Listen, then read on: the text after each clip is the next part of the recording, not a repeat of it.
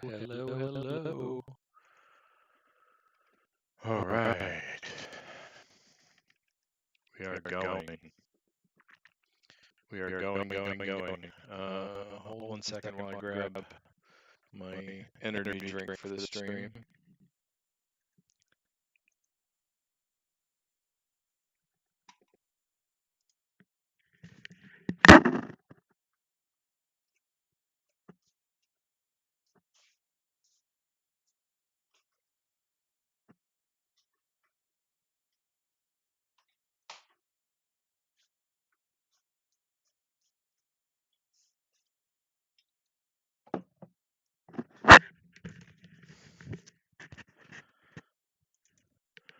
All right, sorry about that. I wanted to make sure that we can stick to the stream a little bit this time. Okay, welcome back. I'm the Colonel. This is Factorio 1000X. We are currently, as you can see in the upper right-hand corner, we are 160 hours into this gameplay. We are at 96% pollution or evolution, and that's because we are a pollution monster. We are researching red, green, and blue at 900 bottles per minute, and therefore, as you can see, depositing the requisite amount of pollution into the air and making biters very angry. They are tearing up my walls. We need to get the bots. Well, to get the bots, we need circuits. And so we're going to start setting up our circuit production. Let me turn off pollution here. Our smelting for circuit production is going to go right about here. Going to make up all our circuits in this area and feed them up into the various places where they're needed, namely bots, modules, and roboports. We are, rather than, I talked a little bit about this yesterday, but rather than playing 1000X,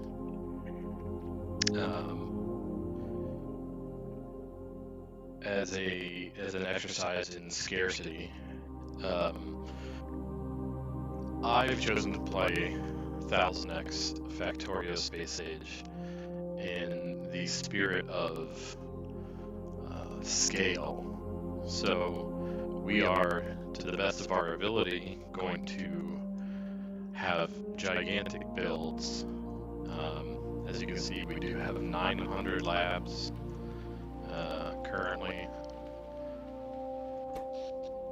We are hanging around at our 900 signs per minute target. We're around 400 or so. It looks like just a little bit over 400 megawatts.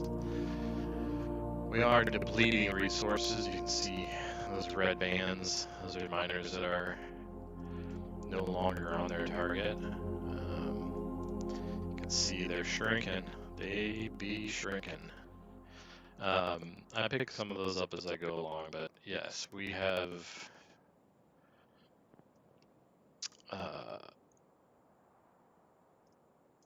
resource scarcity anyway, even though we're playing in the spirit of not having it. I think it's going to be interesting because I think it's going to force some different decisions on me throughout the gameplay. I have nearly finished the vanilla Space Age experience. All I need to do is leave the solar system, which means a new spaceship build. But I was left at a point where I was just rebuilding for more scale to do some of the infinite techs once I did get out of the solar system. I realized that I'd sort of lost my motivation for scale in that playthrough. And this is what often happens for me when I'm playing Factorio, is I'll be playing, let's make this full screen here. I'll be playing a playthrough, I get finished, effectively finished, and it comes time that the sort of next thing to do in the game is to scale up production and go for some of those infinite techs, and I just lose motivation entirely.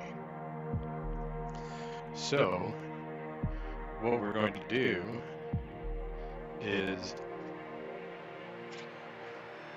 rely on the 1000x science multiplier to force us into scale, and that's early scale, which is even more fun.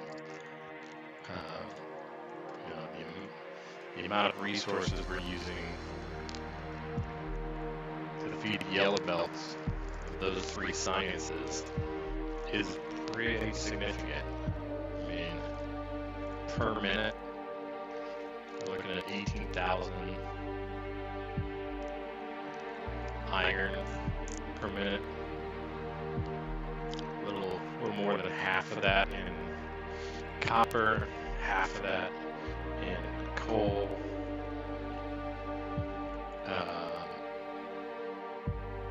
We're making a red belt of circuits just for our science. Yeah, so the scale is big, to say the least.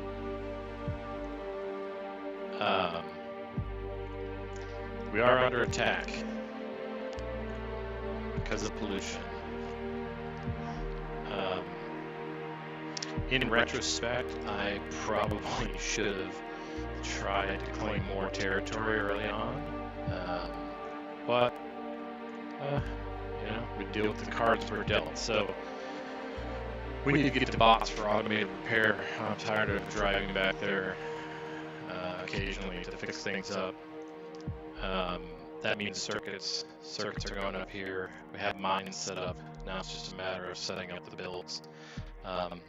So let's get going. We will potentially, depending on how things go, I don't think we're going to need to, certainly not during the stream, I need to finish the Dragon's Tooth here. I'm putting it off in the very outside hopes that I'll get to bots and they'll be able to do it. I'm seeing some inserters there. You can see we are making red ammo. Since I'm not playing 1000x in the spirit of scarcity, I'm being selective about the things that I research, but not overly selective. So we do have some things like red ammo. We have flamethrowers for our defenses, red belt, solar panels, AI warehouses, which we won't probably need until we're off planet. But either way, our long-term goal is we're going to go to Volcanos. That's our first destination once we make it to space, which still is going to take a while, because once we have the silo, we get into space, then have to build a platform to make space science, one that makes 15 space science per second. So yeah, anyway, we are going to get some smelting done here.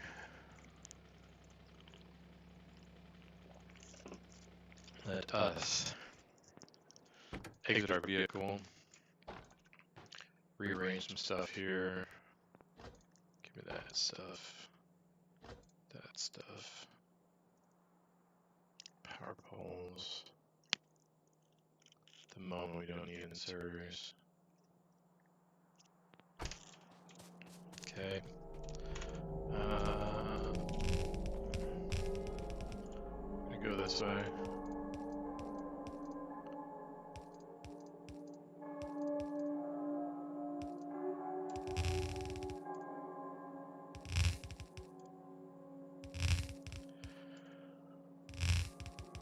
And the long-term strategy is to get to Vulcanus, gain access to foundries. We're going to take the time to build a base on Vulcanus. We might do some of the blue techs that we have access to, the blue technologies that we have access to. We might do some of those from afar, up through setting up some uranium mines.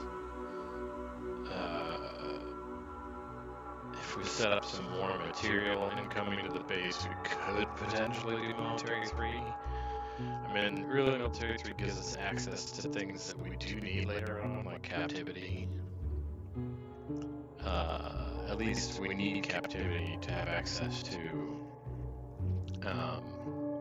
things like the biolab, which is really what in my view, biolab is one of the things we absolutely need for this playthrough. Okay, we want our science to go as far as humanly possible.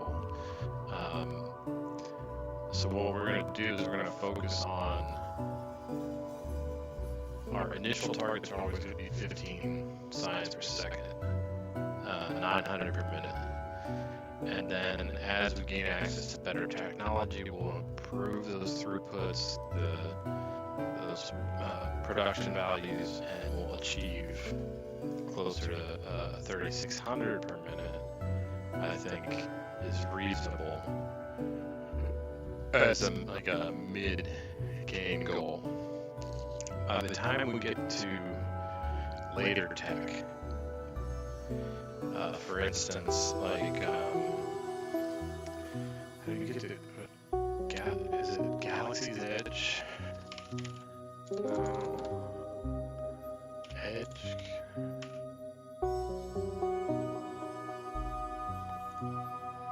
Solar System Edge.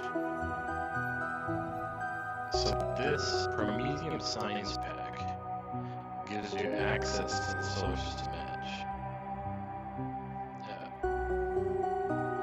So we need that science, which is 2 million of all of them. Okay, 2 million of all of them.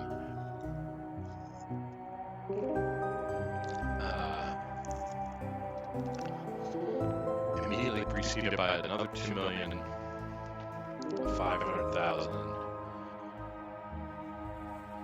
We have to do captivity for 1 million, so that means we do have to do Military 3 at some point.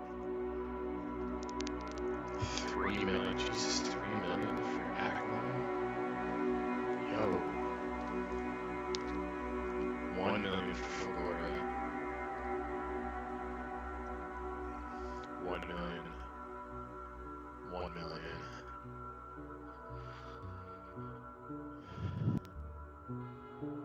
But really, the main issue is that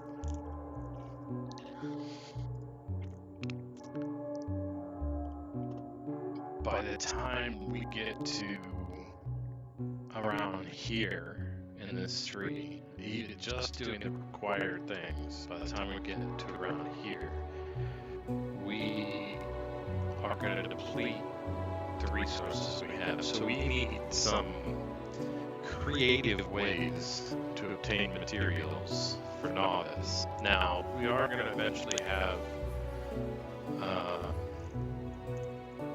artillery. I am going to do artillery.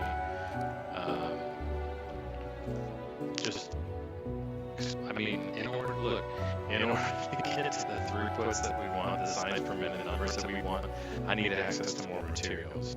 With big miners, with big miners running probably productivity modules to begin with. If we go after some of the infinite mining productivity bonuses, if we go after some of those, we might be able to. I don't think we can do any of those, though. If I'm being completely honest, given the scale, I think it's huge. Mining productivity. Let's see. Mining productivity starts in green. We could do one now. Probably worth it to do it after that. We could do that one after. It's purple. So it's 4 sciences, but it starts at 1,000,000, dude. So this is partly why I've spoke before about, I think Vulcanus becomes our savior in this situation. Because I want to be able to push, at least 30 science per second. So 1,800 per minute is our mid-game. That's where we reach the mid-game. When I have achieved 1,800 per minute for red, green, blue, space science, purple, yellow, then I'll view it as we've reached the mid-game, okay? But in order to achieve those numbers, we need artillery.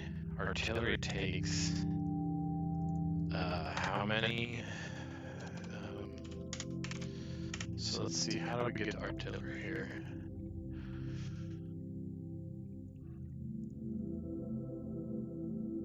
So we need white science for thrusters, and get off the planet, all that stuff.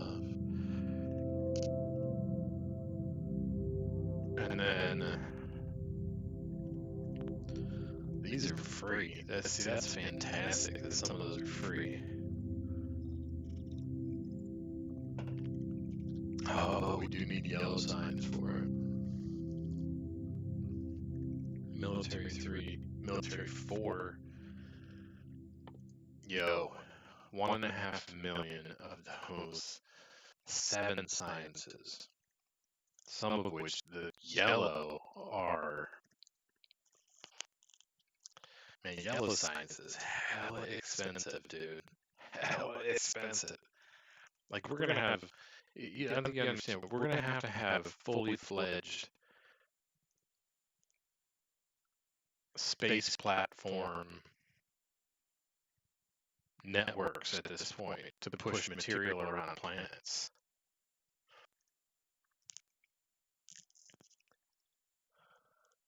And so that's why I'm wondering, because red science is free, red and green science, red, green, and military science are all effectively free on Vulcanus.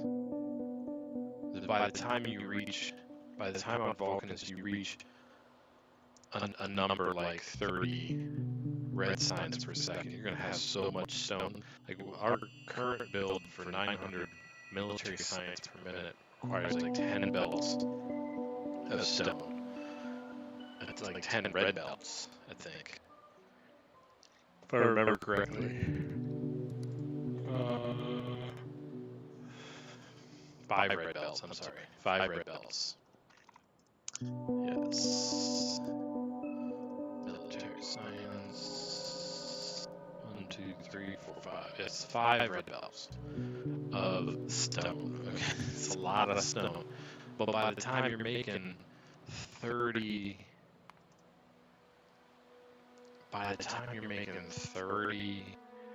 green and red science per minute on Vulcanus, you're going to be making probably way more stone than you need. Way more. And then you're going to need to make more iron and copper for the military side, so you're making more stone. You're going to have so much stone you won't know what to do with it.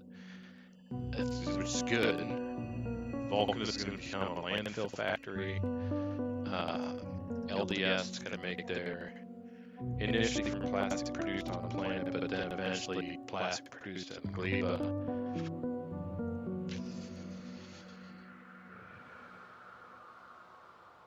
Yeah.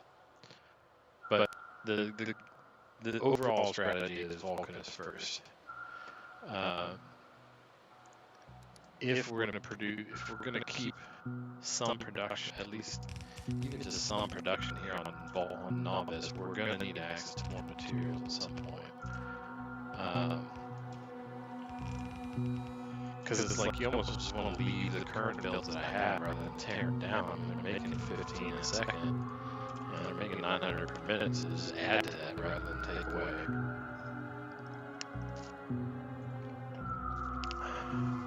But there's a cost to do that. 19,000 iron per minute, almost 10,000 copper per minute. That's the cost to keep it running. So yeah, so it's going to be tricky.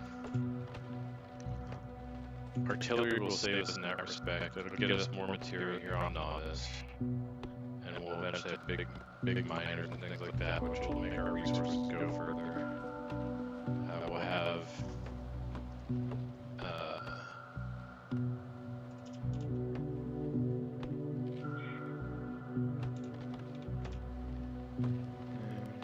my son just woke up. He's supposed to be sleeping. Hopefully he goes back to sleep here.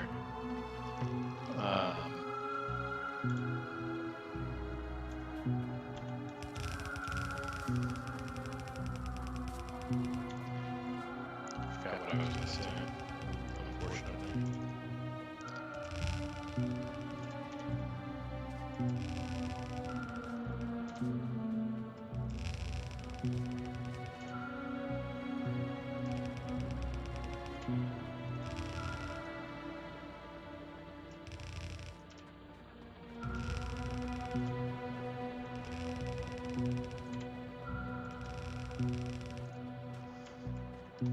Think about where we're going to have these lines of raw material going.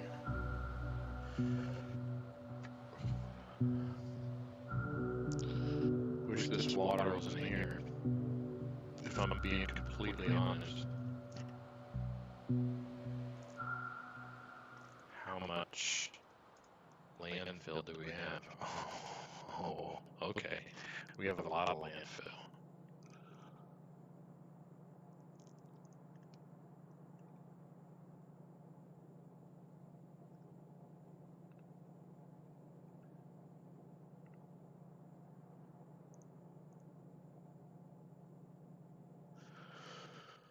Got almost 50,000 landfill.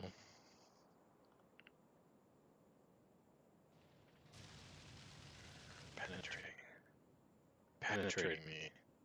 They're penetrating me.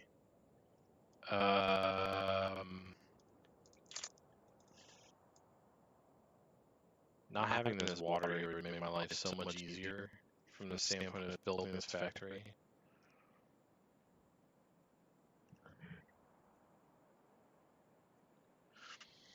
Of course, you have to build this wall out.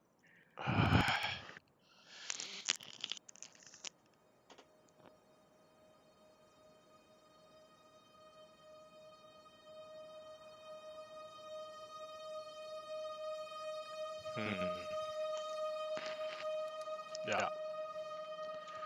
We are...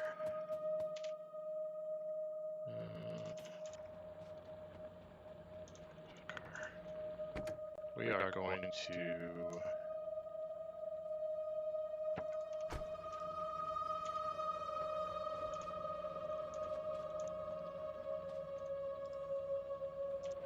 we're going to do this with trains, this little sub-factory. We aren't using trains in a major way here on Novice just yet. Because of the resource settings that I have, that I started with, there's not a huge amount of... Yo, dude. Oof. That would hurt.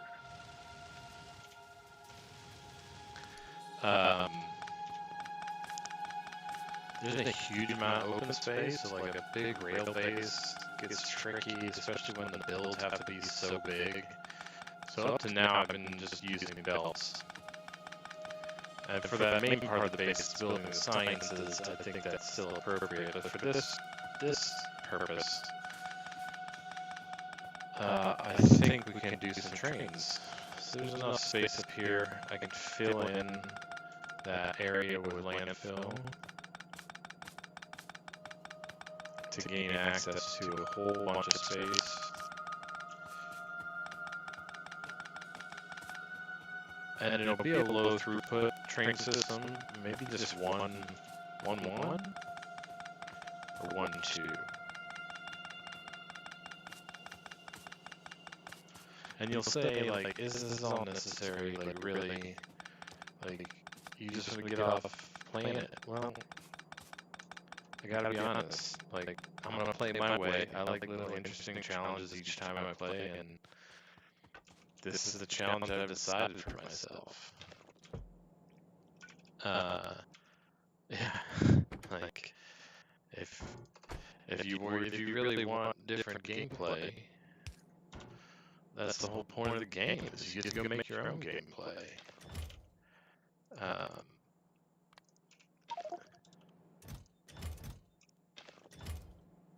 So you're gonna have a little baby train base up here in this desert.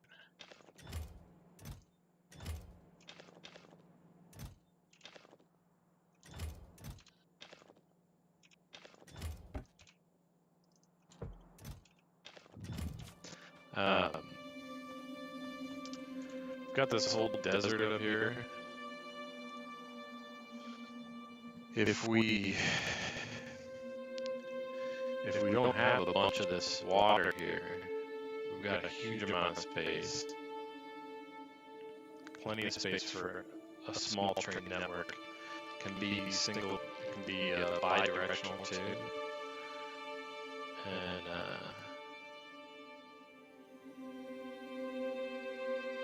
we can try our hand at some interrupts maybe, so we have a train depot. Help make this throughput even better. I mean, that sounds fun.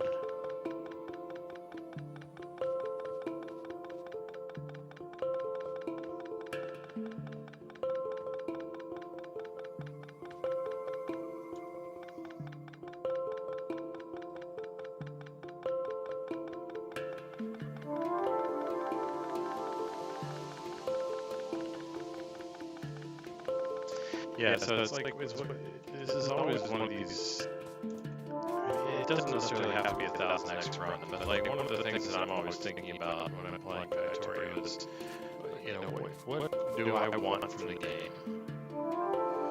You know, I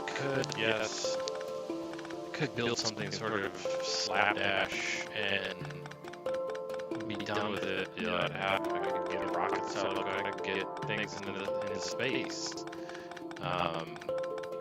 Like, as soon as I get rocket silo research, I could do that. But I actually think that, for me, that's not as fun. For one, because it usually means tearing down something or transitioning into a different thing. And I've done that in plenty of playthroughs, and I'm gonna be honest, like, that kind of gameplay gets old. I would rather... And I mean, part of this comes with experience playing the game as well. Like, I have some, I think a moderate amount at my probably 5,000 hours playing. So I'm pretty good at like transitioning if I need to decommission a part of a base, but like, then you still gotta tear it down. Like, this particular run, because the run itself is going to be so long, I want a base. I want to build things once for the most part. I want to tear them down. I'll build and then add to, you know, supplement, but I don't want to tear down. Had to do a little bit of that at the beginning with our little burger phase, but okay, let's get this ready. Let's get in our car. We need a bunch of landfill. have a bunch. Now, I haven't installed a mod. It's a pretty cheap mod. It's probably the cheapest mod I have installed. I have a mod installed called Packing Tape. I've used it before a lot in other playthroughs. It just makes life easier. Now, what's interesting is they made it so that it doesn't. Because the first time I played with Packing Tape, I was playing space exploration, and I initially saw the mod, and I'll be honest, I was like, oh shit, this is a way to get around like some of the tricky business that you run into if you've ever played space exploration. When you go on an expedition to another planet to start building a base, like chances are by that point you don't have supply rockets and things like that set up. So like you're going in blind. Like you got what you got in your rocket. You lose some of it because of the like landing mechanics. And so I was thinking, I'm like, oh, okay, well you can. I was also playing with this mod called the warehousing mod. These warehouses are massive. They have like 1,800 slots in them. I was like, oh, I can pack tons of shit into one of these warehouses. I'll pick it up because the packing tape lets you pick up a full chest. I'm like, I'll pick this up, and then we're gonna shove it into a rocket, and we can just take all kinds of stuff to the next planet. and someone, of course, must have tried that at some point, and it had been disabled. But I do use the mod pretty regularly because it makes doing things like scaling can make things like scaling easy. And since scaling is sort of the name of the game in 1000X run, we're going to be real low tech for a real long time, so there's no real easy way to transport a bunch of landfill. We're going to do it this way. So as you can see, I'll show you here in a second. Just put down some new chests so we can refill them. I now have 16 packed chests of landfill. This is one of the things that is it editor extensions? I don't think not editor extensions. Inventory tools, I think it's called. It's one of the picker mods.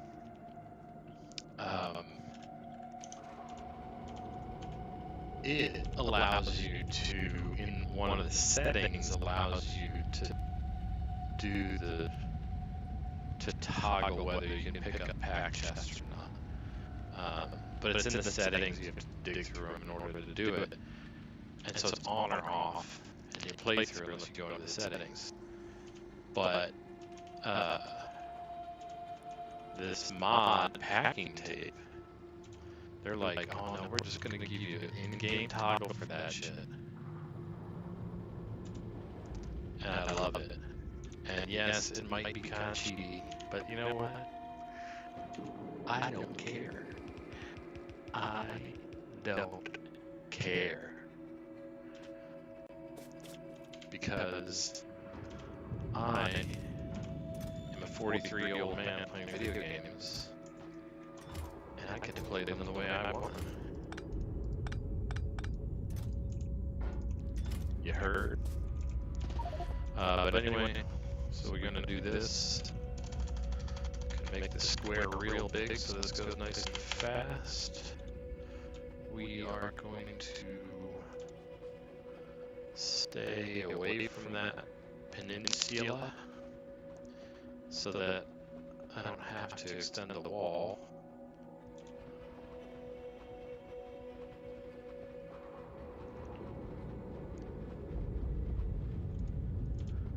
Just make faces at the biters across the little moat here.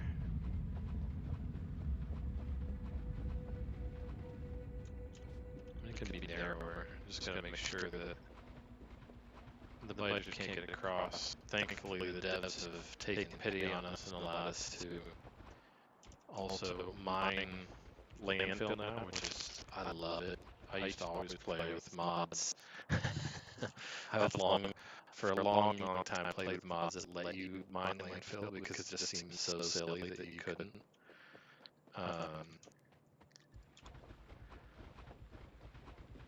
I mean, obviously I get the idea that there's this like realism factor that you can't mine it, but like it's a fucking video game, so like I should be able to mine it, okay? Like it's a video game.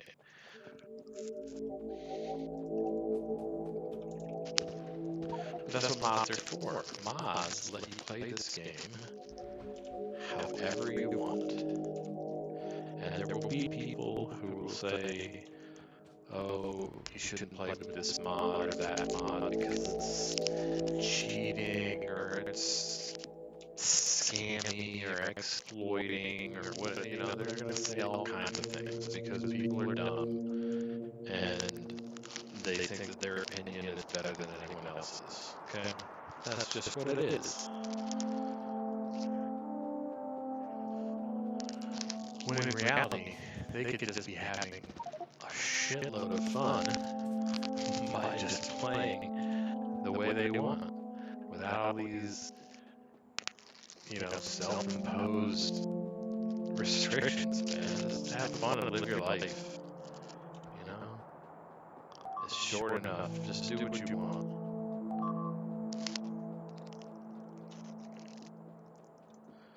Like, what's that old cliche ends up on t-shirts sometimes. Life's a bitch and then you die. The reason that's a cliche is that it's partly true. And so if you can start from that baseline, life kind of sucks sometimes. So why are you gonna make your life any harder than it has to be by restricting the way that you play a game? Oh, I feel bad for people who think. No, it's fine to put restrictions on yourself if you feel that you get more enjoyment out of playing a game when there are more restrictions. More power to you. I'm a big fan of high add-ons, man. I have yet to finish a playthrough. I've started and abandoned, I think, 3 high add-ons playthroughs at this point. At least 2 or 3 C-block playthroughs, 2 space exploration playthroughs. Like, this is a game. I'm an adult. I have parts of my life that I really truly don't enjoy, but they're a part of life, so you have to deal with them. This is a game that I play for enjoyment. So when I'm doing something for the sake of enjoyment, I'm going to try to the best of my ability to maximize that enjoyment. And for me, maximizing that enjoyment means, being able to pick up an entire chest of landfill so that I can do things like this. You know what I mean? Like, it is what it is, man. Different strokes for different folks.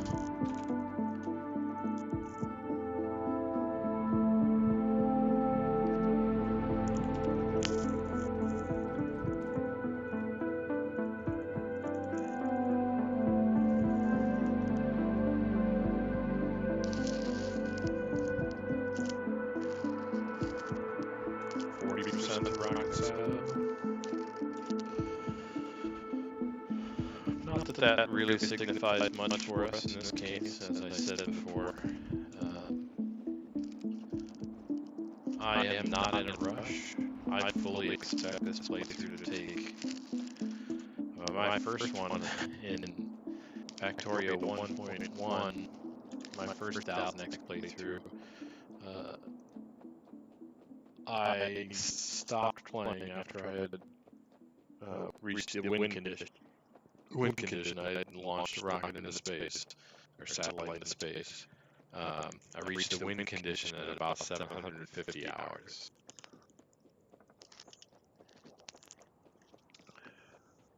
And there were still techs on the board. There were still things that I could have done, optimizations I could have made for sure. When I quit, I think my average UPS was maybe 40. When science was running, it was probably under 40.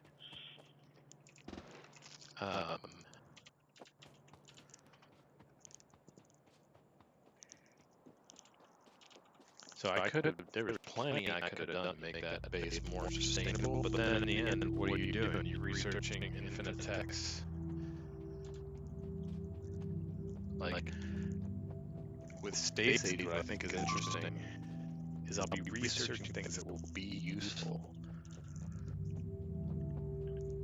I'm just going to try and do 1,000 times as much.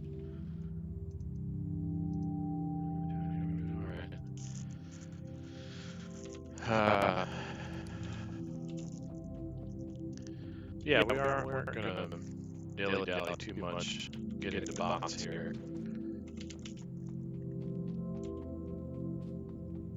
And the main issue is because of Lucian and taking attacks, I had to reprioritize my goal, or my initial strategy was going to be rushing to get a circuit factory up so that I could make bots, so that I could have bots finish my wall system with the Dragon's Tooth and all that stuff. Because it's very tedious putting that up by hand. But unfortunately, I did not reach that time milestone. I took a couple of science detours here and there for things I probably didn't need to.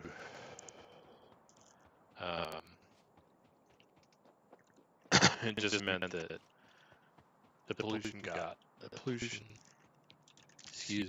has gotten to the point where, pardon me, pollution has gotten to the point where I can't hold off anymore. I need the Dragon's Tooth to give me some breathing room on repairing defenses by hand.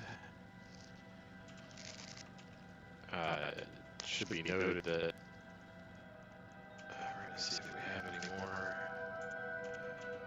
Got some more landfill.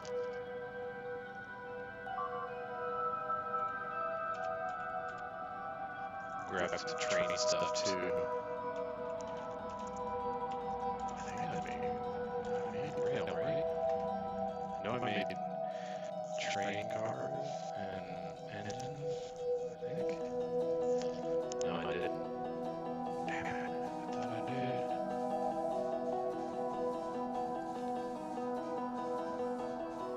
Where is this guy?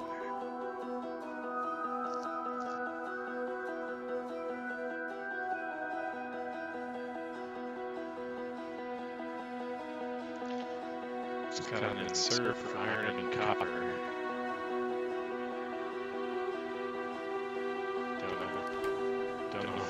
Don't know what that's supposed to be. Yeah, we have room for making the train stuff. We have not started making any of it.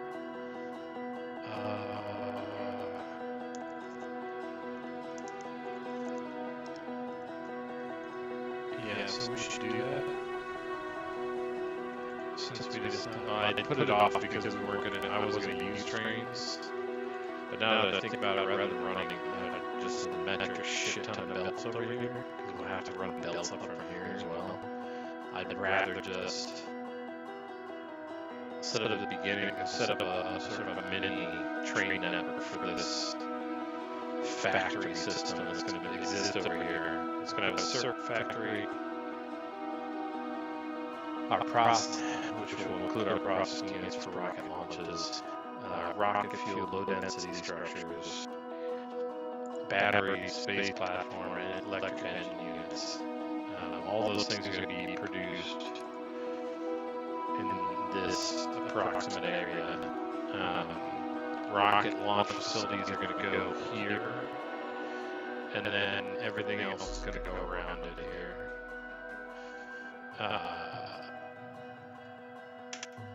Yeah, that's the game plan right now.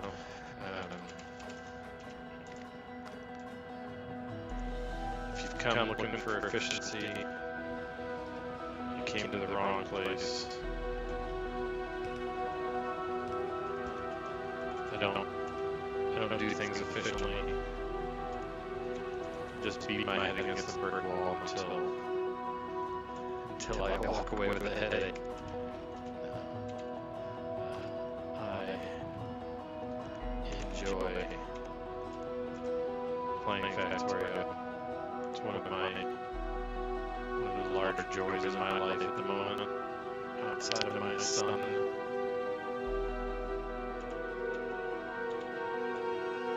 Might sound silly to say, I'd be willing to grant you that. But for anyone old enough to understand, you're gonna have up and down periods in your life. Some offer you many outlets for joyful celebration. Some not so much. And then many sort of in between. Anybody purporting to show you how to be joyful at all times, or saying that you can be joyful at all times, it's most likely trying to sell you something.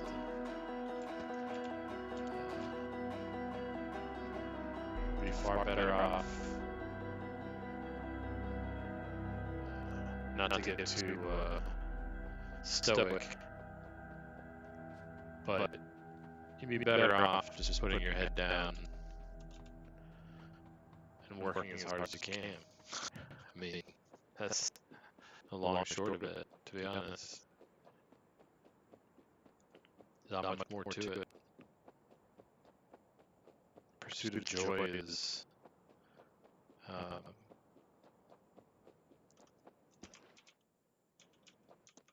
the root of a lot of evil in this world.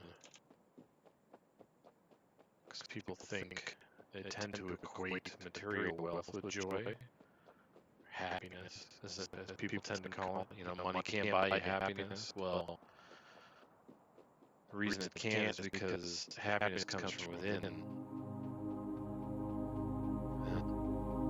It's a secret they will never tell you.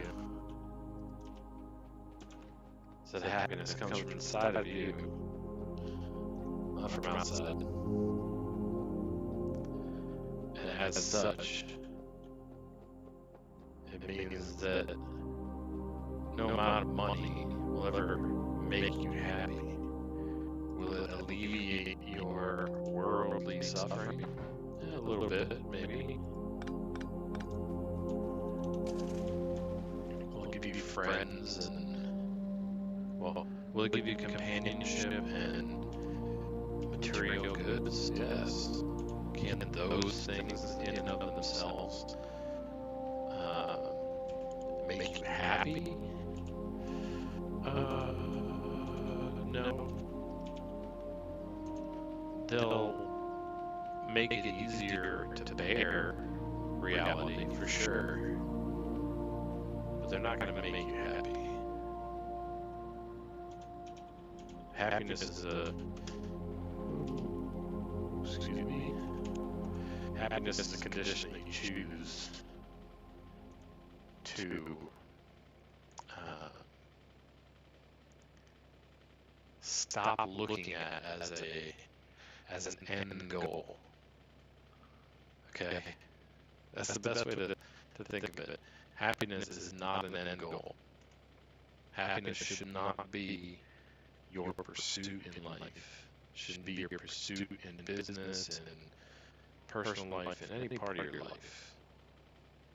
Now, I wish for everybody that it's an outcome of your life, but it shouldn't be your pursuit, because it won't end well. I can almost promise you that it won't end well.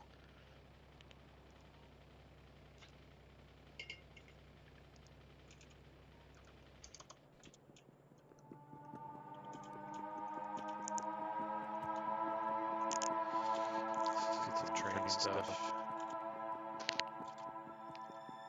These I can all make right here off of this.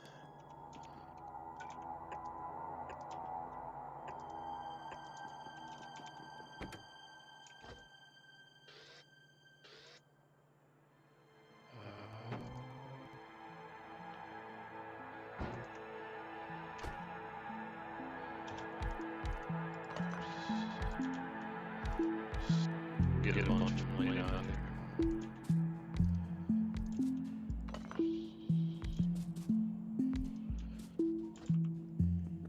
So first,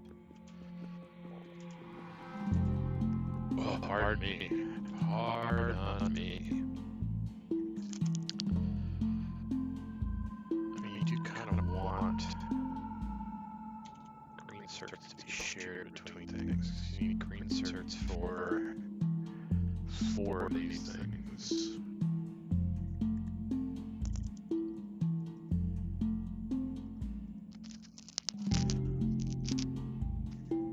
So we could do something like this.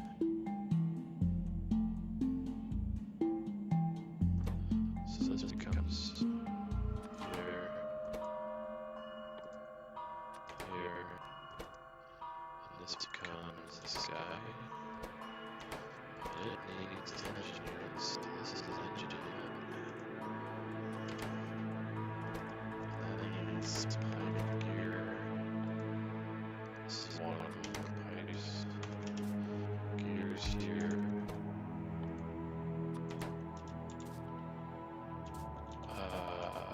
Green circuits then go right here.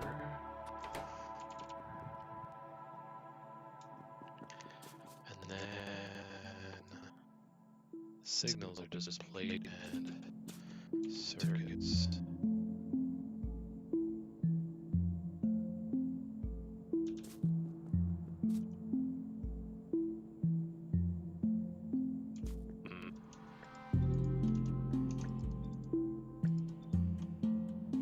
This is gonna be green circuits.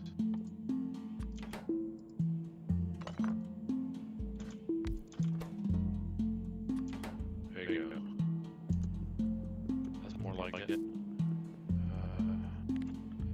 Cut.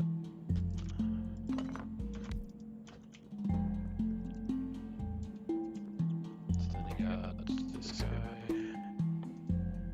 this guy, this guy. I am making tanks somewhere. Is it accessible enough to make? There's tanks, tanks, tanks, tanks, tanks. Search tanks. Tank. Down there. Not really an ideal spot for a partner to make these.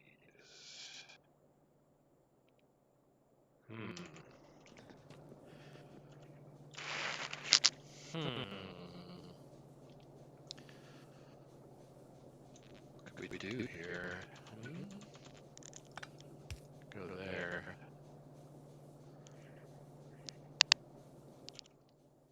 Well, these plate gears.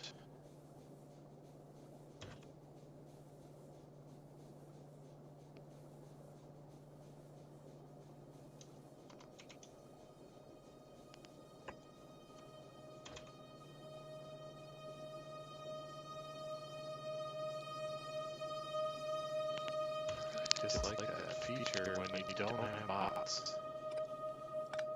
You know what I mean? can't distinguish when you're picking something up, when you're mining it, so to speak. You can't distinguish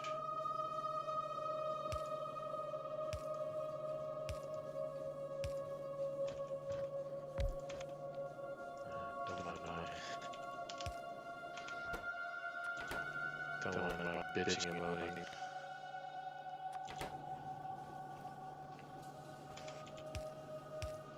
Any of those things mean anything in the grand scheme of things. What? Was that? I was looking at the wrong thing in the view, wasn't I? Yeah, it was. So, pipe and gear. How are we gonna do that? There's pipes there. Ooh. This is in the way.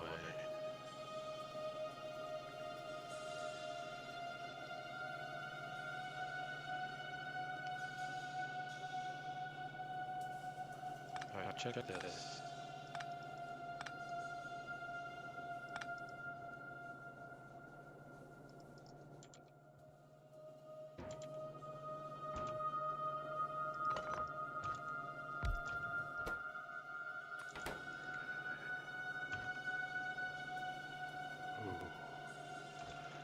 Don't have any more. Yeah. Just gonna have to.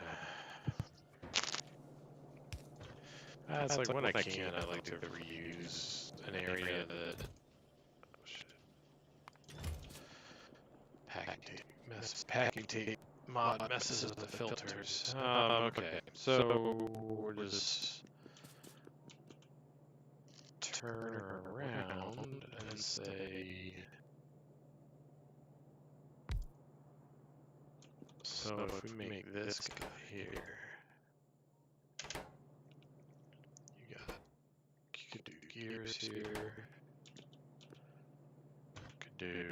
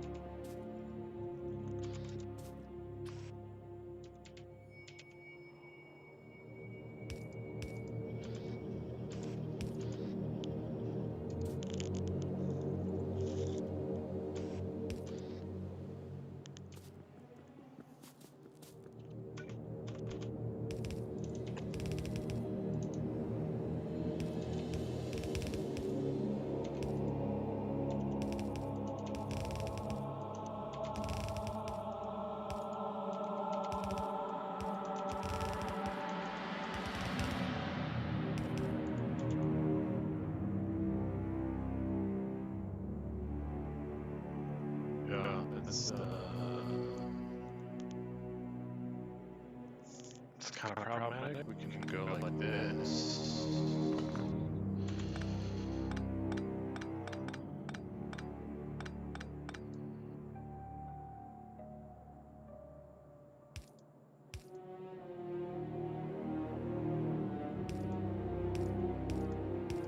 Just like that.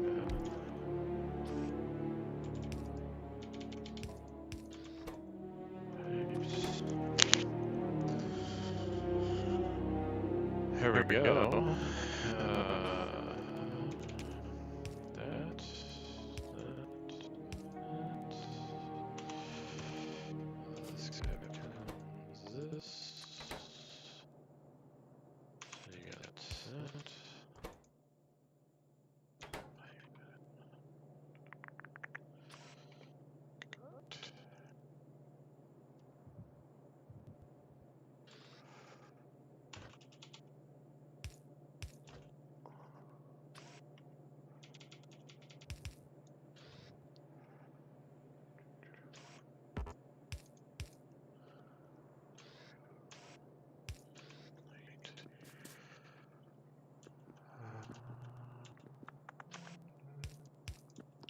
rotate.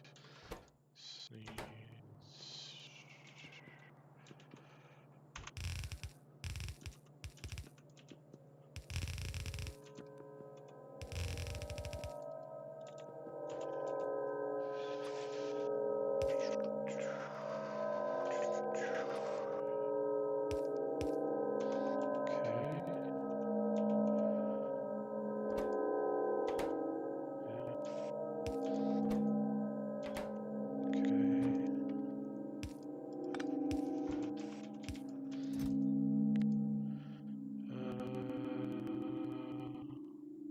Stack should always be enough of those.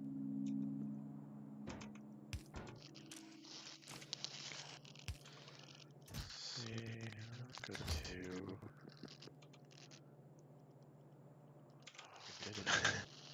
We skipped over. Oh, that's funny. We skipped over regular train wagons. What does it take to make those?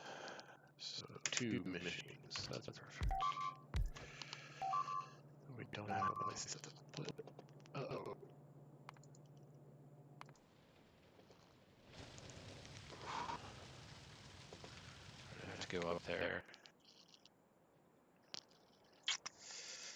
We are going to have to go up there.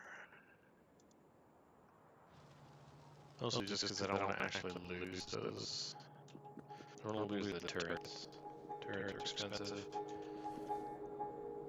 Not that I don't have a huge fucking stockpile right there, but you know, that's the hoarder in me. Yeah. It does make it tricky because then there isn't any place to put like just go like this.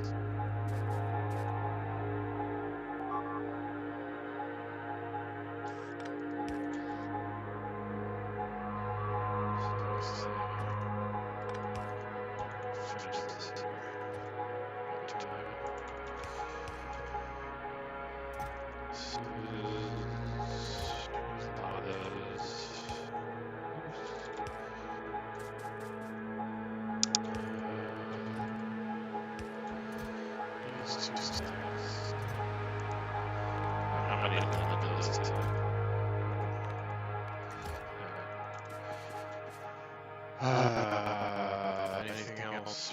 Wait, power on. Yes.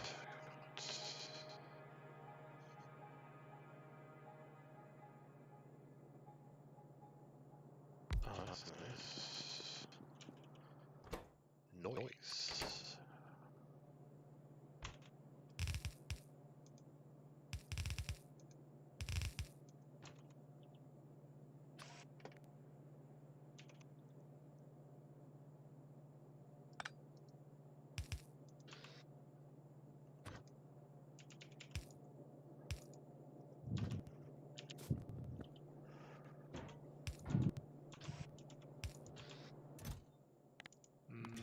Good, man. I don't think we. We're doing. I think our little mini trade system's gonna be 2-2. One engine on each side. 2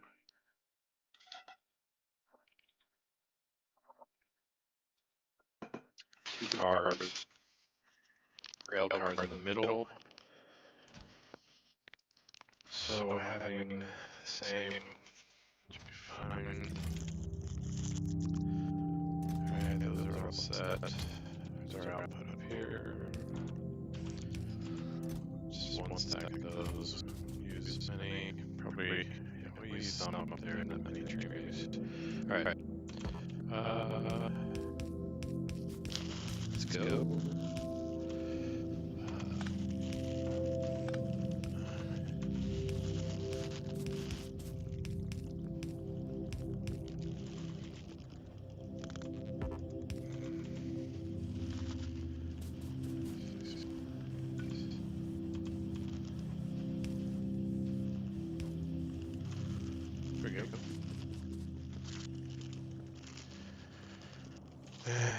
We need stone for rail. Stone's down here.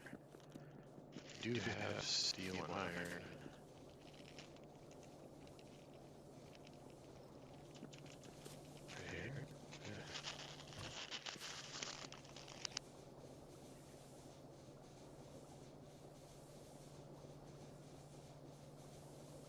perfect, actually. No, that's not what I wanted. So we can just take this guy.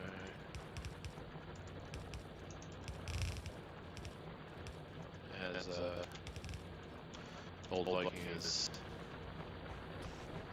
fond of pointing out, must embrace the spaghetti. Let's make it happen. Oops.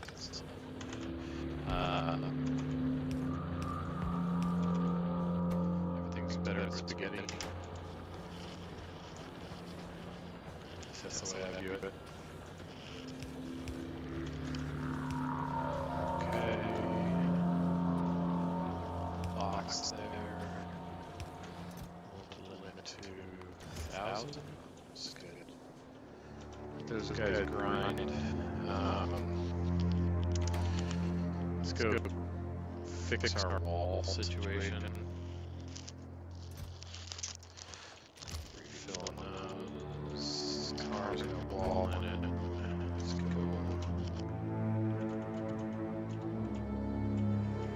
Let's go fix the wall. 43% rocket silo.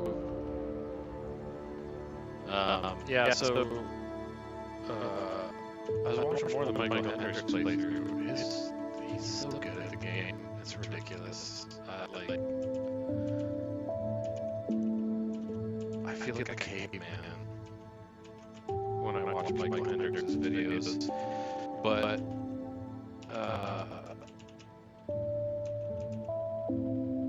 he was talking about. What was he talking about? Have I lost my train of thought now because of my fanboying over Michael Hendricks?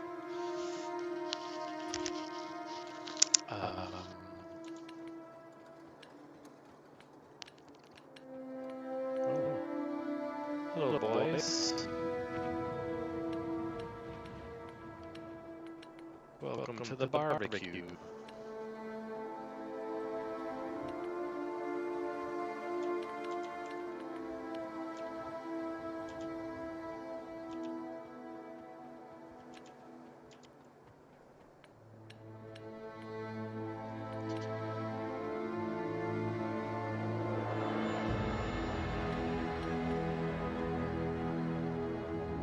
Oh, I know what I was gonna say.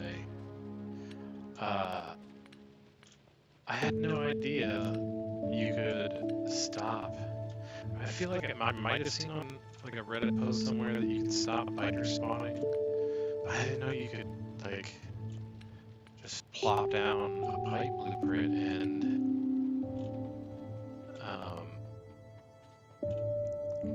like just basically like put a biter base in jail. You know what I mean? Like it's wild. Shit. There's a car.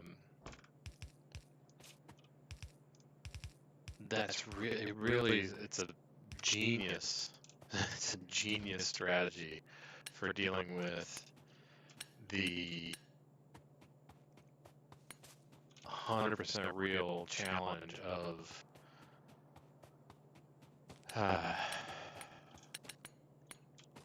biters. Well, I mean, the clean hands thing is wild. The fact, like, good on him, man. That's one hell of a challenge right there. 1,000x, and you're gonna do clean hands? Whew. Wild.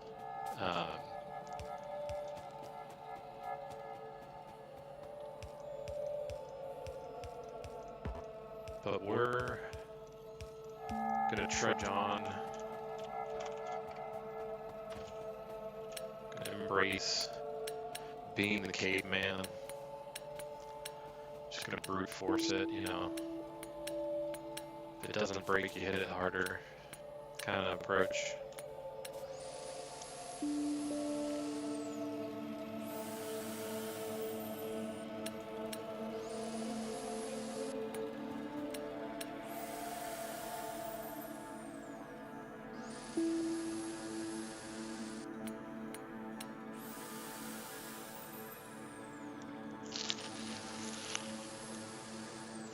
quick flame turrets have a pretty decent pool of health.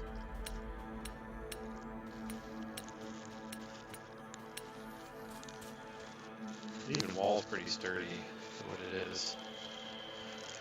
Alright, so what were we doing? We were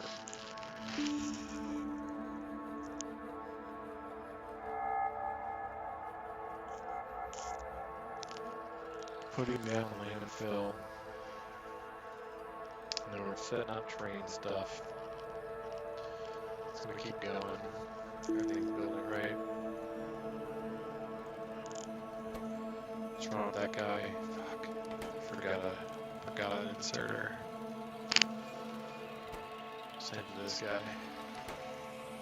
Same to that guy. Alright, well we gotta go back anyway. We actually have to go fix another portion of the wall. So bear with me.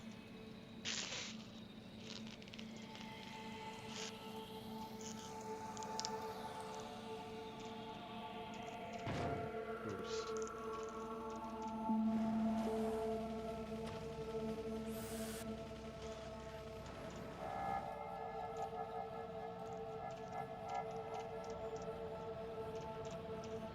It is kind of entertaining playing the game on stream. I forget most of the time, so I just end up talking to myself about things that I normally talk to myself about while I'm playing Factorio. So it's kind of fun. Ooh. Picked that one hard.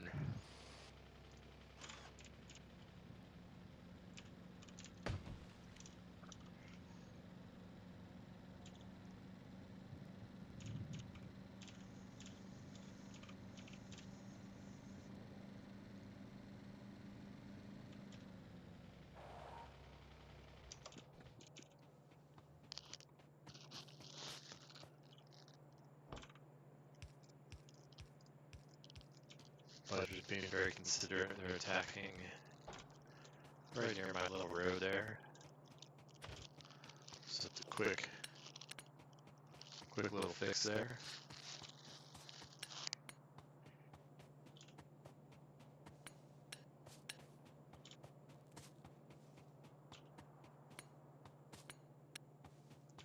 Oh, yeah, I heard Michael talking about how, you know, he's going to be using the time modification mod to make things faster so as to not bore people. I have one installed as well. Because my pace of play is that of a 5-year-old. I haven't needed it as of yet. We will get to a point at some of the later sciences, because of the cost and the time it takes to research stuff. Like we'll have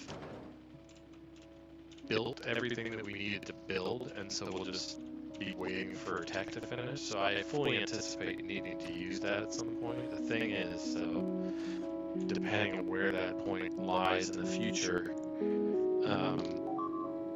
we may be to a point UPS wise that the time mod won't even help, because of course it can only increase the time up to the point at which your CPU can't push the simulation any faster, and that's effectively what's happening when you get under 60 UPS. As your base gets bigger and bigger, the CPU just can't keep up with the simulation any longer, can't maintain that 60 UPS set point. And so the time modification mod actually works only in the early game, when there's overhead, there's performance overhead, in your processor so that it can push the simulation faster. Because when you do one of those time modification mods, it's not as if it's doing anything except making the stream of instructions your processor's getting about the game. That stream becomes as fast as it can handle, basically. Let's see how fast can we go on this guy. 64. We're not obviously X64 here. So we get to 120 is double solid 120. Go as fast as possible. X4. We don't get to X4. We don't get to.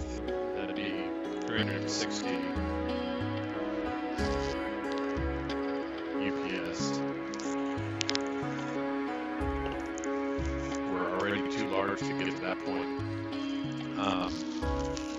In the very early game, when your scale is pretty low, you can get, my CPU at least can get up to a 5-year-old CPU. It's a nice Intel. It can get up to about 4. I think I went to 8x, like 8 to 10 maybe even, on a really small base. I think I was playing the C block at the time. There's all kinds of downtime, so I was using the time modification mod just for the beginning of the game. You're just waiting on resources to stockpile. But it'll go like 360-ish to like sometimes upwards of 500 UPS. Obviously, as the scale of your base increases, that is not possible any longer. Looks like the max I can currently achieve is about 2x. What's going on with my blue science here? Uh-oh. We got resource problems. Got some copper problems here. What's going on with copper? Let's deal with it one at a time. There's our copper line coming in. Let's trace it.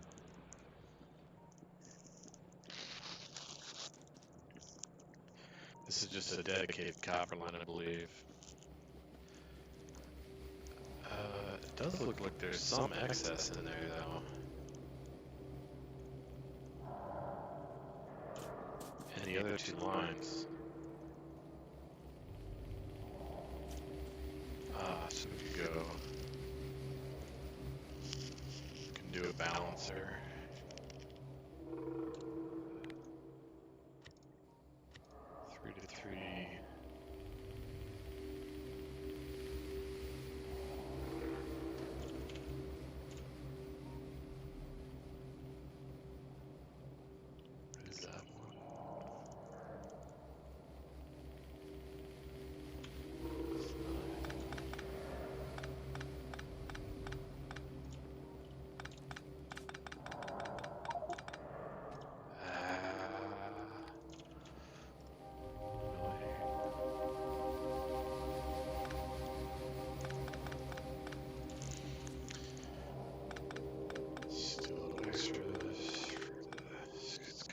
Set here, so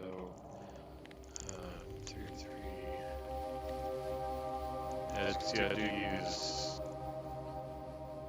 blueprints for some things. I am a glutton for punishment, as my enjoyment of Factorio indicates, but only so much of a glutton. I do not enjoy the design of balancers. I'm sure, it's one of those things where you're like, I'm sure that I could, I could get into it and eventually figure out, get pretty good at making, balancers all by myself. I don't want to, man. That sounds boring as shit. I want to make my factory, you know what I mean? Okay, let's figure out, that should fix our issues with copper. So what's the issue with blue science? Blue science is pretty...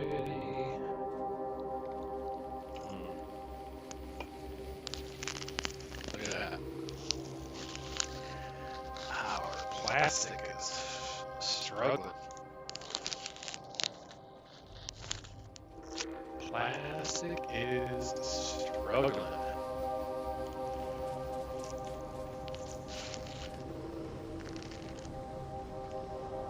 Yeah. What are we doing? We got food ingredient shortages here. Indeed we are.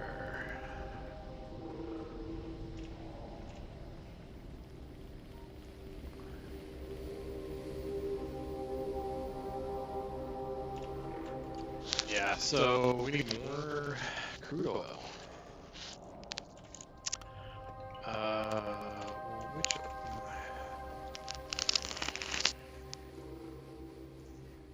we got one over there set up.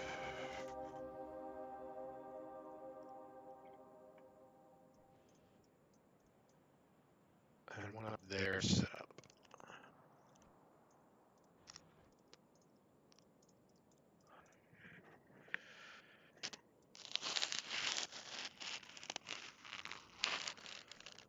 Don't really want to mix and mingle oil for different systems just yet.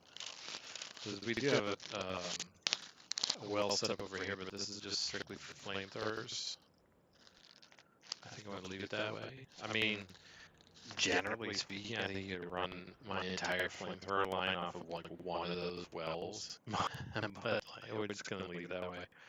I'm making sulfuric acid here in preparation for uranium mining, but I don't really want to mix it. I'm going to make some other things there probably. This oil up here, this big boy, is all for up here. I don't know if it'll be enough, to be honest. 537.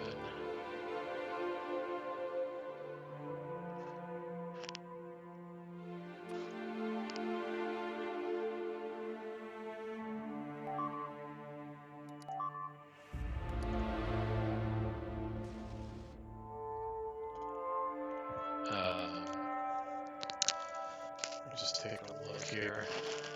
537 per second. Oof, yeah, that's a lot. Actually, that's a lot. 50, but 50 per second. Like 50 solid fuel is not that bad. 50 per second, though, is quite a bit of stuff. Another 250.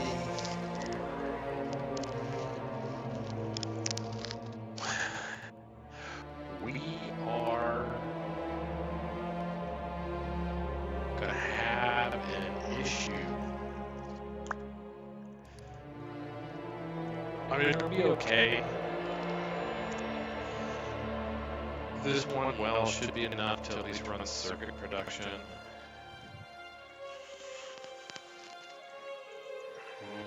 I mean, we are gonna, our science production is gonna crawl to a halt here shortly. I'm gonna do, I thought I removed the flares. I was looking at this mod, flare vents, in the portal, and I had downloaded it. I did not mean to put it in the save. I removed it on my C deck last night when I was doing some stuff, but it looks like it's still stuck in this save. Let's remove it. But anyway, we're going to work on some other sciences a bit while we're working. We are eventually going to have an issue with oil. 100%. 100%. because for our situation here with blue signs, I can go get, man, I did too. Look at the size of that bad boy. There's a couple of them right there. If I'd just gone out a little further. Got that guy for up there. Try to push the wall again up on that corner. Grab that guy. It's a big one. Oh, I think we're just going to call it is what it is. But we got this guy down here. Got this guy down here. Probably should eventually just unify all the oil into one reservoir, one big reservoir like here.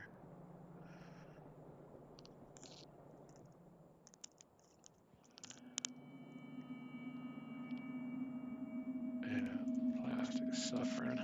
Okay, we're gonna go tap this guy here and pipe it up. Just do it. Get our car.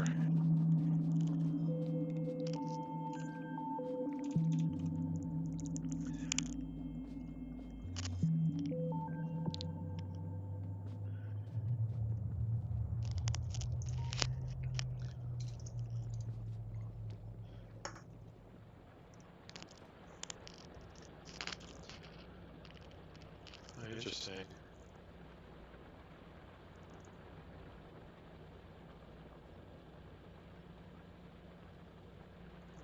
The live preview of the stream stopped on YouTube.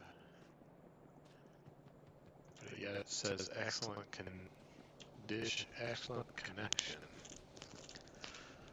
Well, I hope this is still streaming so that when I end the stream, it's all there for people to watch if they want to. Not that anybody actually will, but yeah. So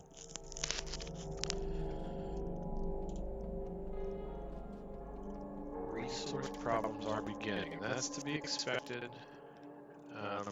That's the name of the game when it comes to 1000X. You just start dealing with the things as they come up, and yeah, you just make it work. I lost track of what I was doing, looking at the stream stuff. I gotta go find my car.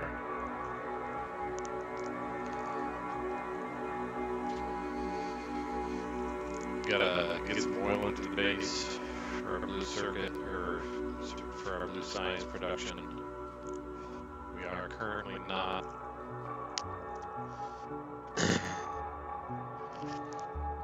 We're still burning at 900. That's gonna drop a little bit because we've got some shortages of the blue. Oh yeah, let's fix this.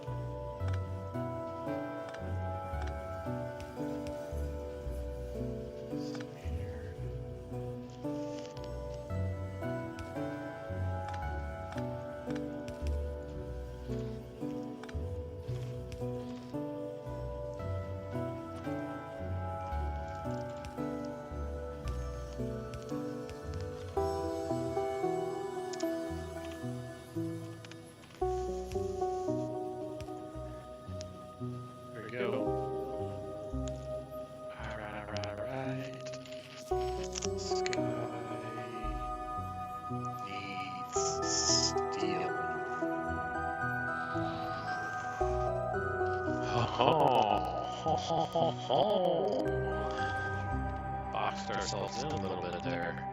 But we can just do this.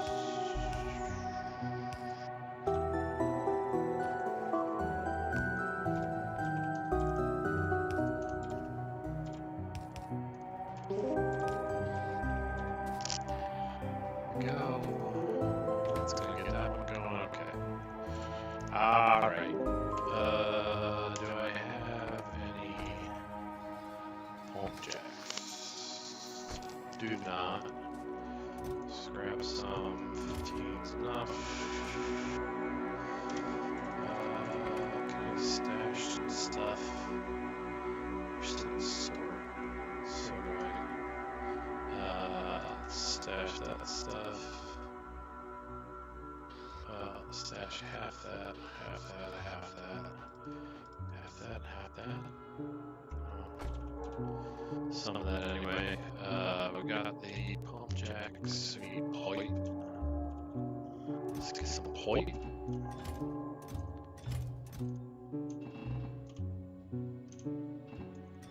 Let's grab a bunch. Let's go. We got powerful stress. This is why I like far reach. Yeah.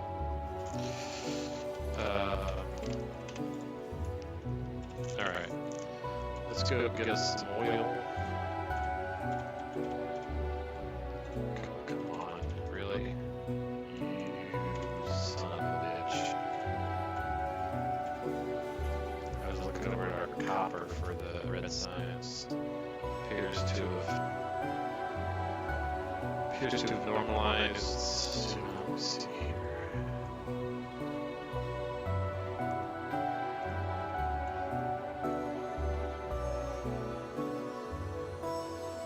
Solid. Swollen. We're still a little short. We're just gonna need more copper. Where am I going? What? What is this world?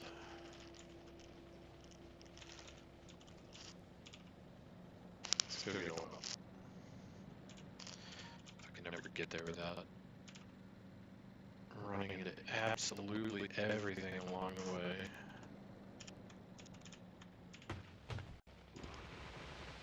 Get down the trees.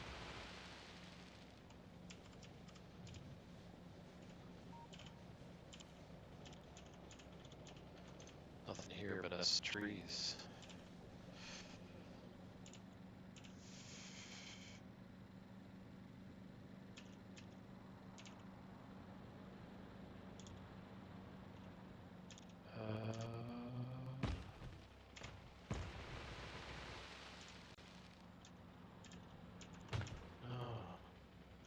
Boxed in. Boxed in.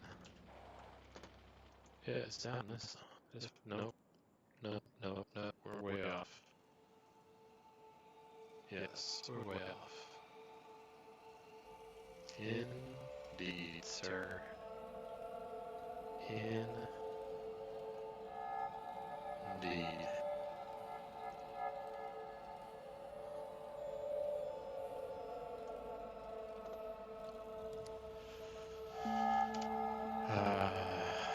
So let's go up then. North, I guess.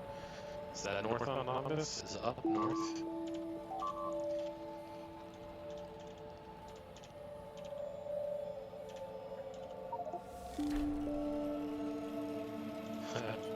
Yeah.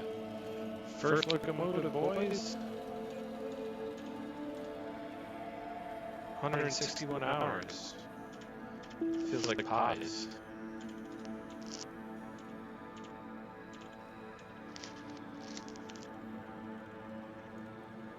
A little bit at least.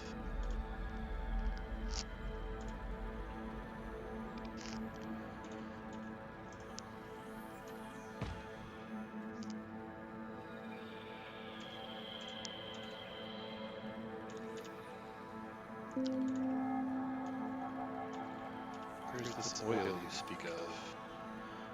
This whole peninsula down here is huge. All the room in the world out here. Use my handy dandy tool.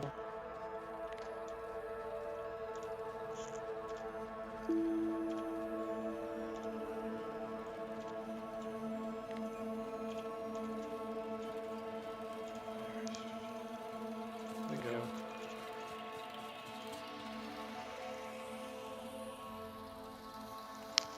Oh, we have no. Nice.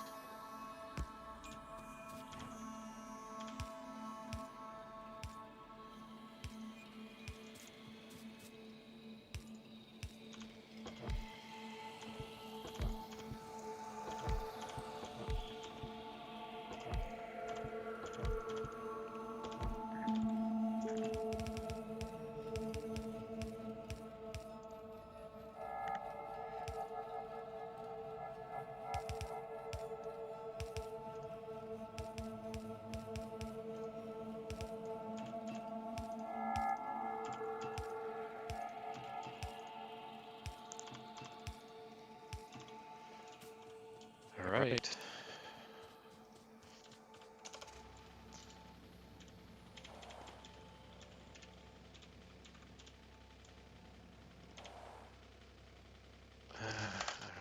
I see people do that with like the car. Bold Vikings, famous for it. I'm not good at it, so we're just gonna do it walking.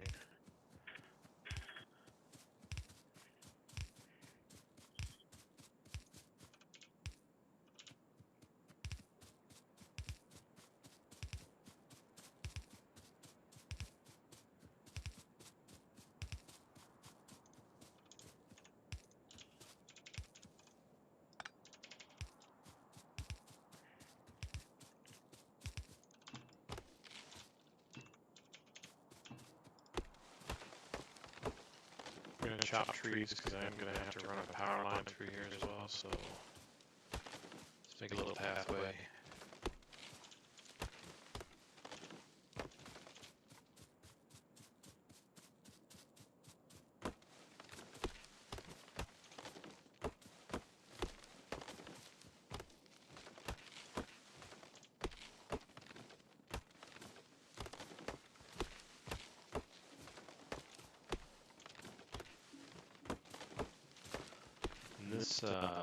This well down here should be pretty healthy.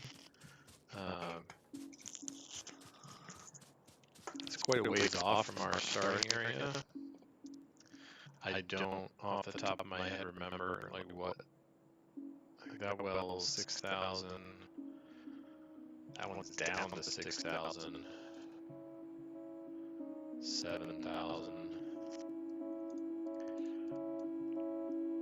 17. 16. There's one. Look at that. One lone oil. Ooh, that's not a bad idea. Just run the whole flamethrower network off that one well. It's not a terrible idea. That's a lot of handling pipe. It's a lot of pipe to lay.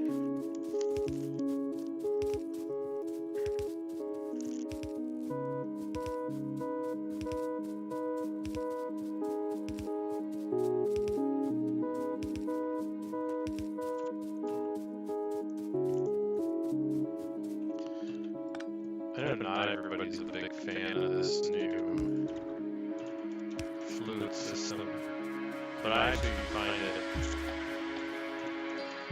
while it has its annoyances, because you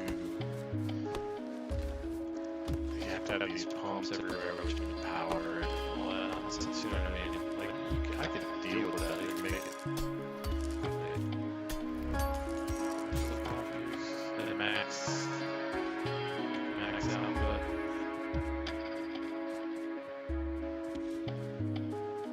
max consumption of 30 kilowatts. Let's say 60 kilowatts. So you could easily run that off of maybe one panel, one accumulator setup. So it's doable.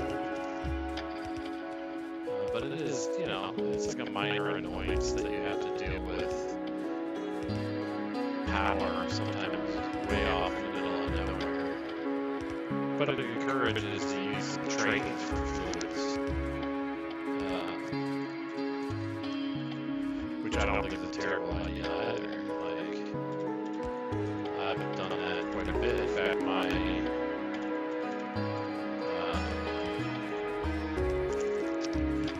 prior 1000X run in Factorio 1.1 used fluid wagons for oil. So if I just run it straight up into it, I think that's probably good. Hopefully connecting doesn't throw me into a place where I need another pump, but let's do it.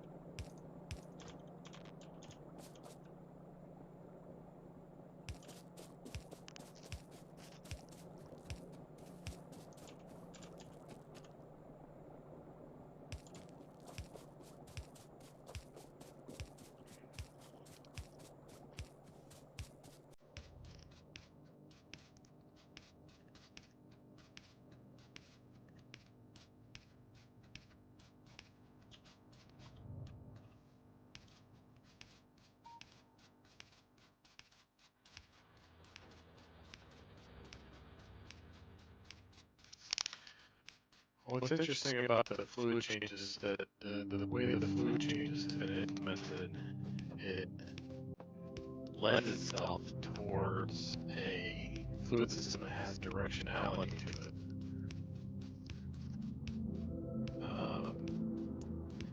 My guess is that the people with the biggest complaints about the new system were the people who used the prior fluid system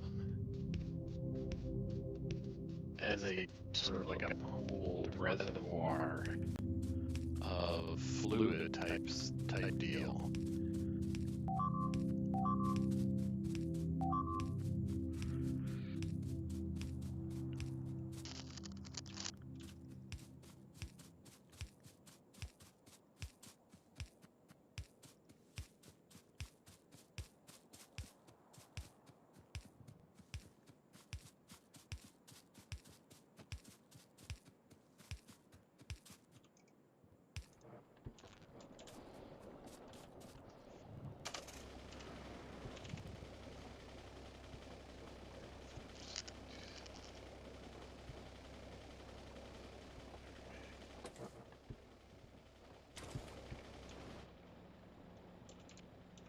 Alright.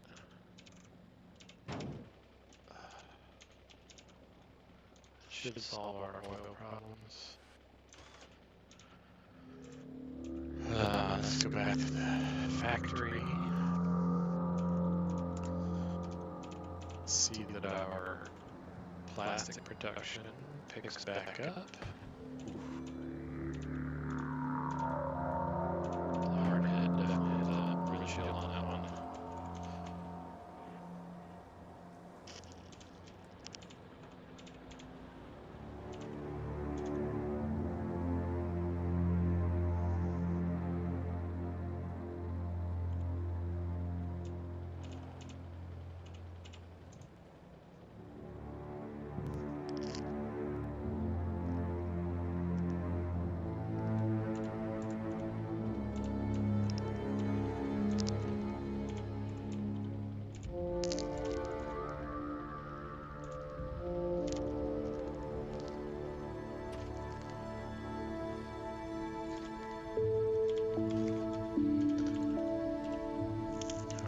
So far, so good. Numbers already look better. 6.1K, 25K. Don't see any red. There we go.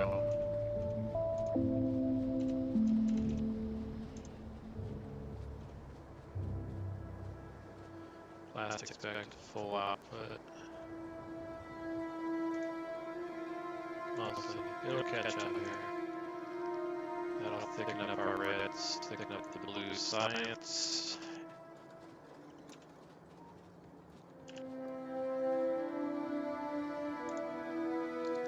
Almost 50% on our rock silo research.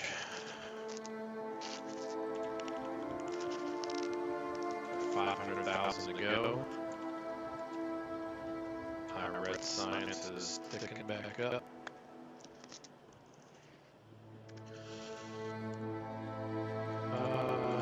We've been going for almost 2 hours here.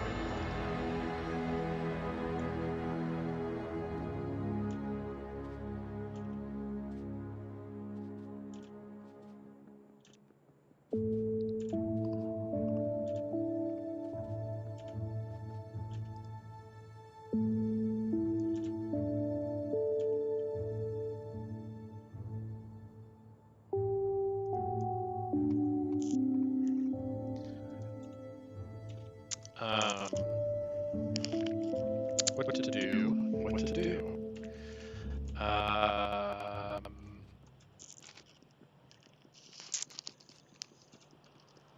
Let's look at our wall.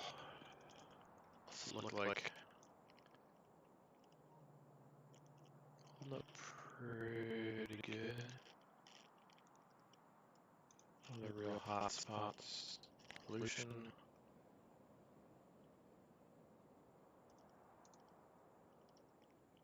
It started to become a problem over here. We got some time. Yeah, I'm gonna have to finish out this dragon's tooth up here. Such is life in Thousand X land. Yeah, interesting me watching Michael's playthrough earlier today. Catching up on that first stream of his. He's very so precise at like playing to only produce as much as he absolutely has to. The reason I said I feel like a caveman is because, I mean, I'm the Factorio engineer meme, factory must grow. That's my strategy. Now that strategy really works for the 1000X type run. You know what I mean? Like, what's the answer? More factory. It's always the answer. More factory. This is back up to 12K, so we're good. Got some losses. Let's just get our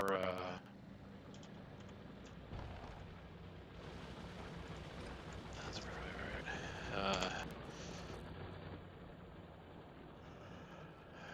Let's go get set up our smelting arrays, and then we will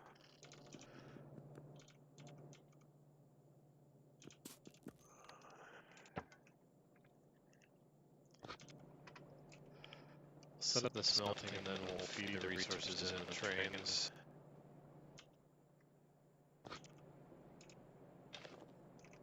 This would be cool because we'll get some variety here. Not just belt play. Not just belt play. Rail play. Sounds so dirty.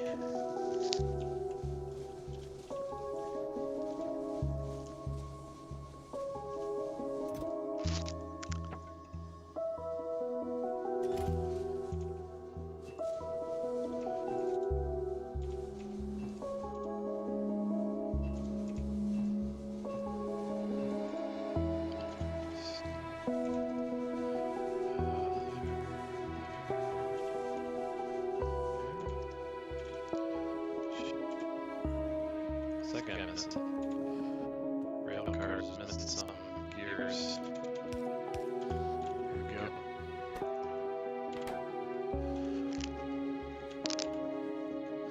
Smelting. We need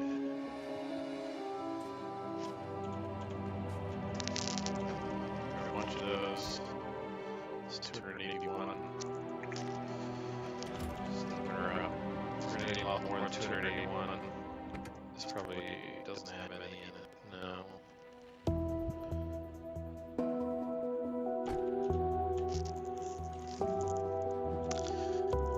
It's 150 or so. Do need a lot in the surge for smelting arrays. So we're gonna grab more.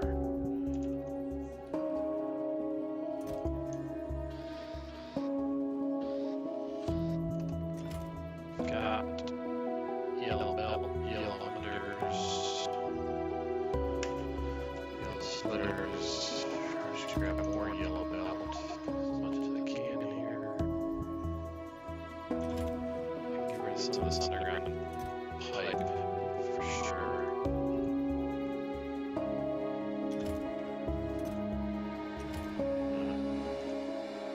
I can't go on that. There we go.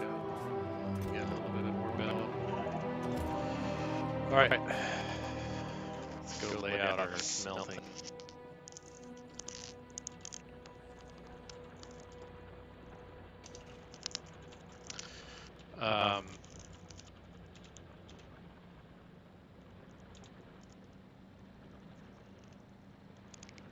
I've been talking about something. Oh, yeah, I was on point and then I get off on tangents. The time speed mod.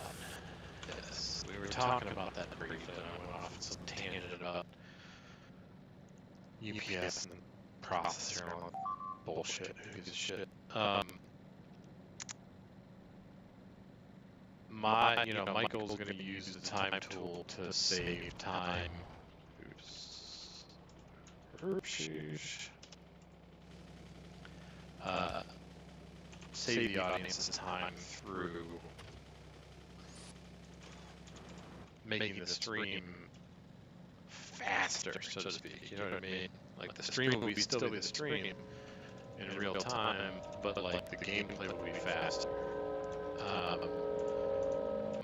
My means of saving time is I'm not going to make you watch all the base building.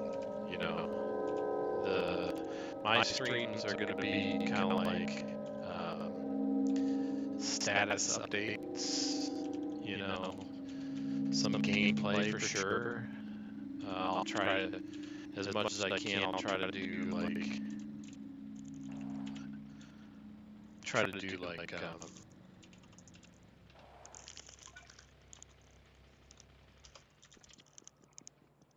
design work and stuff, like anything sort of novel in the design realm. I'll try and do that on stream.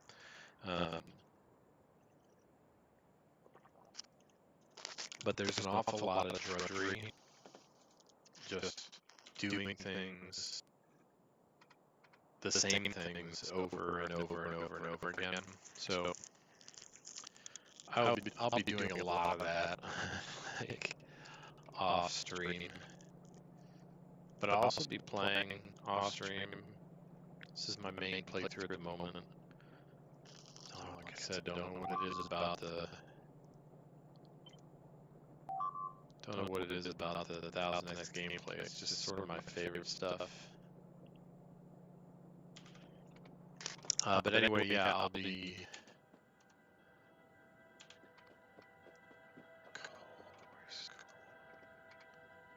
Where's our coal here? Coal's going to be coming from up there. Well, again, yeah, we're train basing it, so coal. Have ore unloading, stuff like that here, roughly. feeding into the smelting arrays here, which then will feed the material back this direction. Launch facility here, circuit production.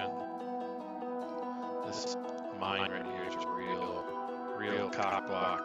Same with the oil wells.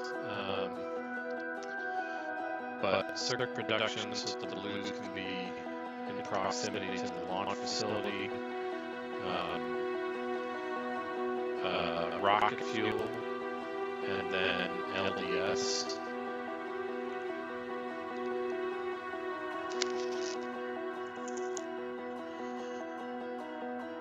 Or maybe LDS and rocket fuel.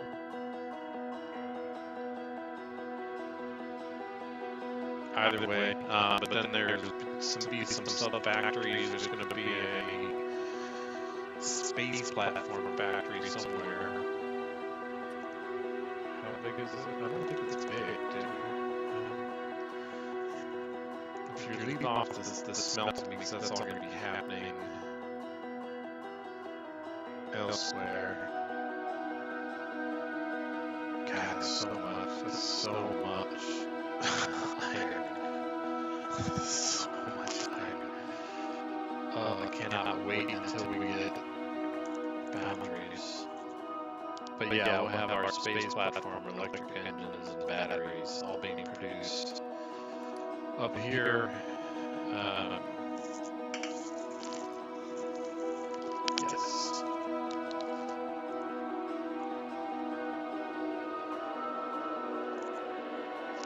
So, smelting.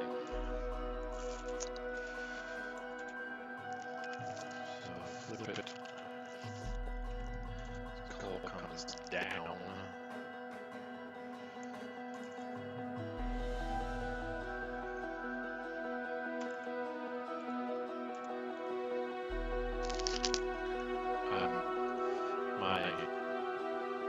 I do not have OCD. I'll say that right off the top here. I do not have OCD, but I do have something going on that makes me want things to be straight and orderly and in line. Funny enough, the brick flooring being like that doesn't bother me so much because I'm so used to seeing other like colors and textures on the ground, but like the fact that up there the landfill doesn't extend. Of course, I hit it again. Doesn't extend into like a straight flat line. Like, oh, it's under my skin right now. So we're gonna grab some landfill here. Of course, we can't.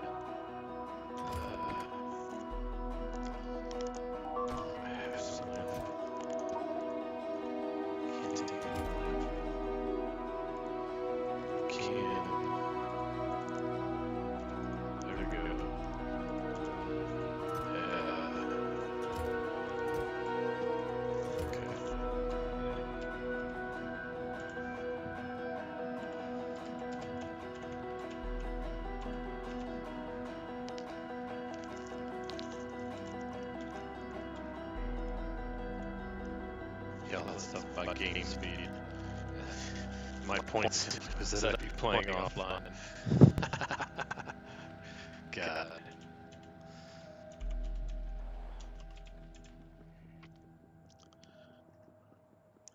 Is that some of you may not even be, some of the people watching and who end up watching this, if anybody does, and gets to this point in the video and hears me speak about it, may or may not be old enough to even know about it, but there's a skit slash kind of like biopic that Dave Chappelle did about Charlie Murphy, and about Charlie Murphy and Rick James, and this shit was some of the funniest stuff I've ever heard. And in one of they did some interviews with Rick James, and in one of the interviews, Rick James says, "Cocaine's a hell of a drug." Like, it looks real wild. The eyes is all big and wide. And so, and I was pointing out that in my head had tried to make a point and then wandered off into some, unknown wilderness of thought. Like, that happens to me quite a lot. I played American football for about 6 years, from about the age of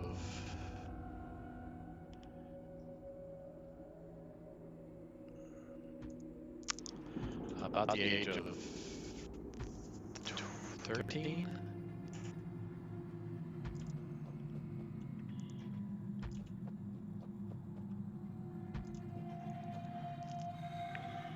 About the age of 13 to 18. I started to play in what in the U.S. here we call 7th grade primary school. The end of primary school, junior high is another term for it. I started playing in 7th grade. My uncle, I grew up in the Midwest of the United States, for those of you who are from the United States and might get some added context from that fact, but I grew up in the Midwest, in a place where football was a big deal, a big deal, to put it lightly. And I had always resisted playing. I'm a willful person, meaning I don't do things because other people do them. I'm not a joiner, I'm not a follower. I always sort of march to my own beat, or march to the beat of my own drummer, as the colloquial saying goes. But I played soccer, or as the Europeans say, football, or not just Europeans, as the rest of the world says, football. I played soccer, football for most of my childhood. My father played throughout his secondary education, and so when me and my siblings were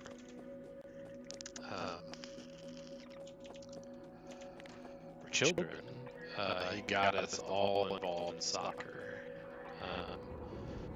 For me and my brother, was mainly just a childhood pursuit. I moved on to football. My brother did move on to football for a little bit, then eventually stopped doing sports as a pursuit during his schooling. But we all started with soccer, football, or football, however you want to pronounce it, or however you want to say it. I am always and forever going to call it soccer because that's just what I always called it. It's force of habit at this point. But anyway, I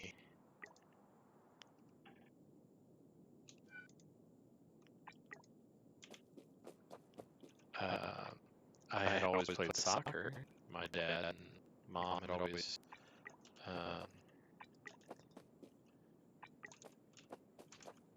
my dad had gotten me involved in it, and I had a knack. I have pretty decent athletic skills for a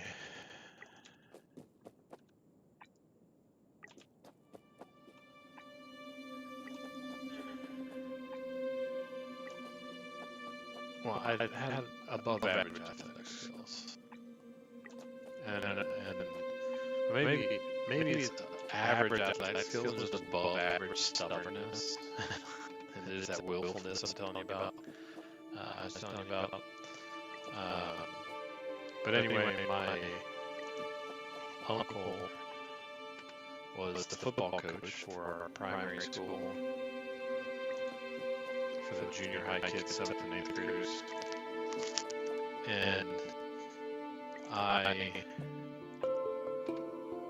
had always resisted playing football because I played soccer. I wasn't really committed to any of it. I was a very go with the flow kind of kid. Spent a lot of time reading, doing my own thing. Occasionally got talked into doing things because other people insisted.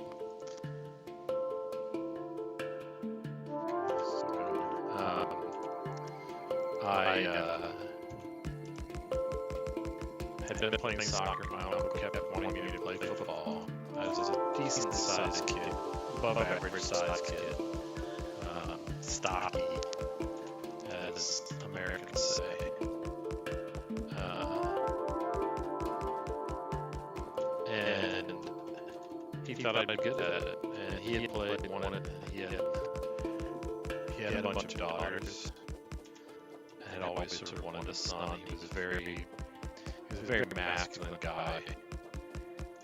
And I think always, I'm not saying this is a good thing, had always made it clear that he kind of wanted a son, but didn't get one, you know, that kind of thing. Not great for a father to do, especially when it has 4 daughters. But anyway, it meant he pressured me a lot to play football. I did end up relenting and I played. I enjoyed it for the most part, especially as a sports team. Team sport type endeavor is great, fantastic, you know. However, football is a sport that is not kind to our neurology, especially not back in the late 90s when I played. I likely have some lasting legacy from my time playing football. So if I seem scatterbrained or I wander off on conversational tangents that lead to nowhere or end abruptly or change abruptly, I mean, you can blame that or either that I'm just I have ADHD or I'm autistic. I don't know. Pick a poison.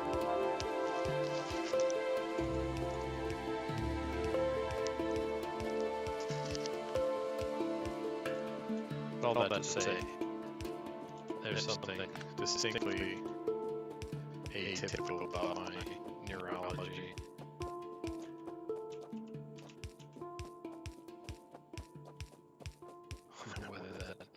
Whether the atypical nature is due to trauma or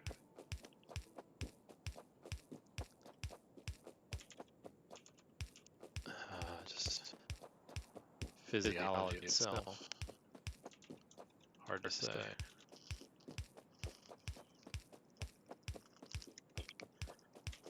As you can see, I did not count when I put these up. I just kind of put up a bunch of smelting arrays because I know I need a ton of them.